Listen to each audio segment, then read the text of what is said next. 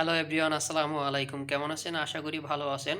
প্রতিদিনের মতো আজকেও হাজির হলাম আমি আপনাদের মাঝে টিউটোরিয়াল নিয়ে। তো আজকে আমি এমন একটি টিউটোরিয়াল নিয়ে হাজির হলাম যেটা আপনি সবাই চেনেন, আবার অনেকেই চিনেন না। এই খাবারটি এখন আ প্রত্যেকটা ঘরে ঘরেই এ খাচ্ছে। কারণ এটার উপকারিতা দ্বিগুণ। ১৫টি উপকারিতা এটা রয়েছে।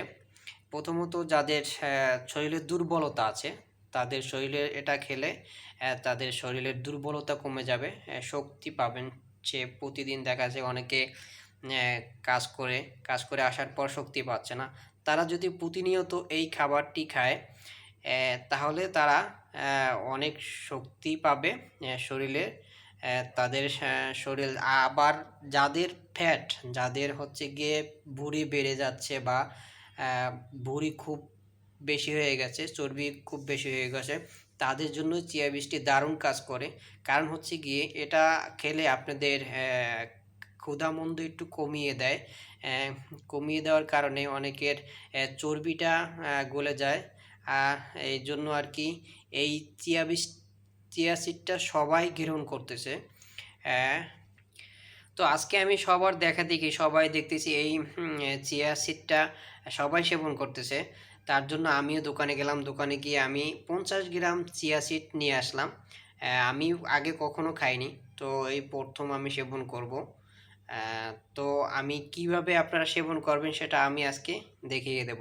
তো চলুন। তো আমি ১ চামচ চিয়া বীজ নিলাম। এই ১ চামচ চিয়া বীজ নিলাম। তারপরে আমি এই চিয়া বীজটা আমি এই গ্লাসের ভিতরে দিয়ে দিলাম। দিয়ে দেওয়ার পরে এখন কি করবেন, আপনারা পানি দিবেন এটার ভিতরে। পানি দিবেন। পানি দেওয়ার পরে এটা আপনি একটু নাড়া দিবেন।